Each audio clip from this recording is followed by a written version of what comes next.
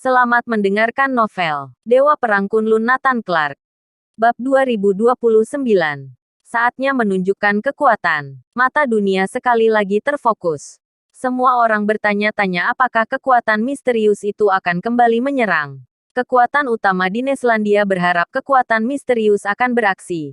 Mereka tidak ingin kekayaan Neslandia diambil oleh orang lain.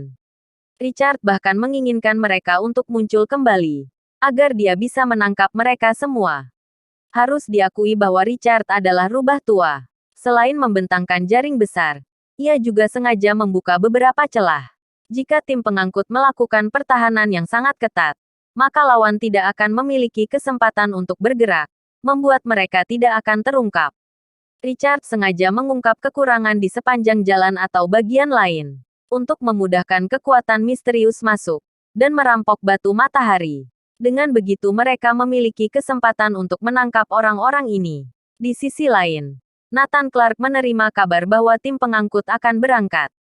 Oke, ayo mulai. Nathan Clark memberi perintah. Bos, masih sekarang bukan waktu yang tepat.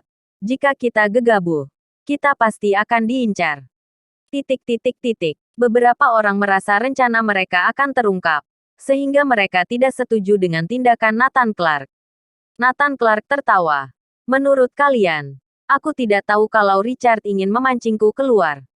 Sejujurnya, aku sudah memikirkannya sebelum aksi pertama kita dilakukan. Begitu kita melakukannya, rencana setelahnya akan semakin sulit. Aku sudah mempersiapkannya. Ternyata begitu. Kalau begitu kita bisa tenang. Kali ini saatnya bagi kita untuk menunjukkan kekuatan kita. Nathan Clark menyeringai. Kali ini tim pengangkut tidak lagi santai. Tidak ada minum atau menari. Mereka takut nyawanya akan hilang. Setiap orang sangat waspada, menunggu bahaya datang. Richard tetap berhubungan dengan tim pengangkut setiap saat. Waktu berlalu setiap menit dan setiap detik. Tetapi bagi Richard, setiap menit sama panjangnya dengan 1 abad. 1 jam, 2 jam, 7 jam penuh telah berlalu. Penyerangan masih belum muncul. Semua orang panik. Pikiran pertama semua orang, mungkinkah kekuatan misterius itu tidak akan muncul kembali? Bahkan Richard pun mulai curiga. Apa mereka benar-benar tidak muncul? Jangan-jangan mereka tidak mencegah batu matahari meninggalkan Neslandia, namun hanya untuk merebut sumber energi. Tidak. Ayo keluar. Jika tidak, aku tidak akan bisa menemukan kalian. Richard mulai panik. Dia sangat berharap kekuatan misterius itu akan menyerang kembali.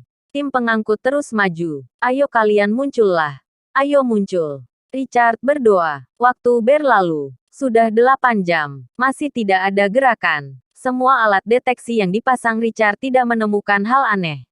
Tidak ada pergerakan di sepanjang rute pelayaran. Neslandia yang khawatir lambat laun menjadi kecewa. Mereka tidak ingin batu matahari diambil oleh laboratorium para dewa. Tapi sekarang kekuatan misterius itu belum bergerak. Sepertinya mereka tidak akan melakukannya. Ditambah dengan fakta bahwa Richard telah memasang jaring besar. Hanya orang bodoh yang akan mendekati nasib buruk. Di masa depan, semua orang hanya bisa menyaksikan batu matahari diambil sedikit demi sedikit. Apa mungkin mereka benar-benar hanya merampok 1 kali? Tidak akan muncul kembali. Richard menjadi curiga. Tuan Richard. Bahkan jika mereka memiliki niat jahat, mereka mungkin tidak memiliki keberanian untuk melakukannya. Semua orang tahu Anda telah menyebar pertahanan. Orang biasa tidak akan berani bergerak walau mereka menginginkannya. Kecuali mereka adalah orang yang ingin menghentikan kita mendapatkan batu matahari. Tapi apa ada orang di dunia ini yang akan melakukannya? Tidak akan ada. Benar. Kemungkinan besar hanyalah Neslandia. Tapi mereka pasti tidak akan melakukannya. Dengan begitu, tidak ada yang berani beraksi. Kita hanya bisa kehilangan batu matahari itu. Hening. Hening seperti kuburan. Kehilangan sejumlah batu matahari bukanlah apa-apa. Laboratorium para dewa tidak boleh diprovokasi. Ini masalah harga diri. Richard pun menyerah. Masalah besar. Tiba-tiba ada kabar. Bab 2030. Sambaran petir. Kabar itu datang tiba-tiba, mengejutkan semua orang. Richard langsung bersemangat. Dia sontak berdiri. Apa yang terjadi? Richard berteriak keras. Tuan Richard, kami baru saja menemukan bahwa sinyal dari stasiun deteksi area laut nomor 18 hilang. Petugas di ruang kontrol utama mengirim pesan. Hah, cepat cari tahu apa yang terjadi. Firasat buruk melintas di benak Richard. Gawat. Sinyal dari stasiun deteksi area laut nomor 19 hilang. Sinyal dari stasiun deteksi area laut nomor 20 hilang. Nomor 17 juga menghilang. Nomor 16 juga menghilang. No. 15. No. 14. Detik berikutnya. Alarm berbunyi di mana-mana di ruang kontrol utama. Sinyal dari 30 stasiun deteksi laut yang disusun oleh Richard menghilang satu persatu. Duar. Kabar-kabar itu seperti bom yang pecah. Membuat Richard dan yang lain kesulitan bernafas. Berita buruk datang satu demi satu. Bagi orang yang pertahanan psikologisnya lemah mungkin langsung pingsan karena terkejut. Gawat. Gawat. 78 pesawat nirawak yang kita kirim rusak. Peralatan kami di dasar laut juga tidak berfungsi. Celaka. Semua peralatan kita tidak berjalan normal. Muncul masalah. Alarm. Alarm. Tidak ada yang mengira ini baru permulaan. Peristiwa besar datang silih berganti. Ini bukan hanya soal peralatan dan mesin. Gawat. Tim pengintai nomor 1 hilang. Tim nomor 2 juga hilang. Tim nomor 3 juga hilang. Richard menyusun total 18 tim super untuk mengintai di wilayah laut atau pulau-pulau sekitarnya. Tim ini akan beraksi jika ada yang muncul.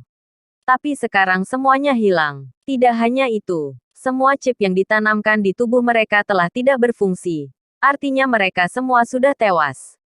Tidak ada yang tersisa. Kabar buruk lainnya datang. Bukankah itu berarti 18 tim pengintai seluruhnya mati?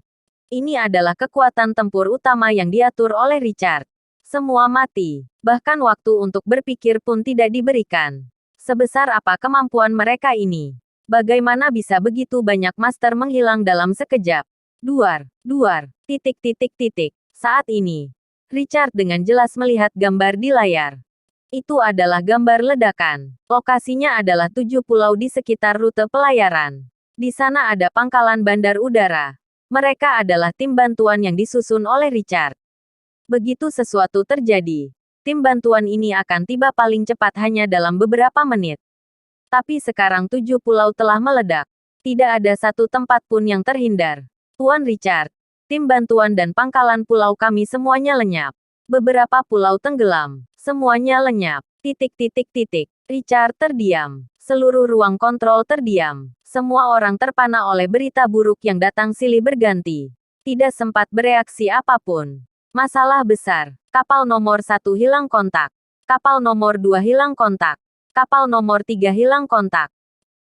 Kali ini giliran tim pengangkut. Mereka kehilangan kontak satu persatu. Tidak memberikan waktu untuk berpikir. Chip tim pengawal juga tidak berfungsi. Semuanya telah mati. Ulangi. Semua orang tidak bisa dihubungi. Tim pengawal musnah. Di saat yang sama, tim pengangkut yang membawa batu matahari kehilangan kontak. Tim pengawal semuanya mati. Pengintai dan alat deteksi di sekitarnya semuanya hilang. Tidak ada yang menduga hal ini. Berita terbaru. Batu matahari hilang. Batu matahari hilang. Richard menggunakan trik licik. Memasang alat pelacak lokasi di batu matahari. Tapi sekarang semuanya tidak berfungsi. Itu artinya batu matahari telah dirampok. Dan semua perangkatnya telah dihancurkan. Petir di siang bolong. Richard tersambar petir.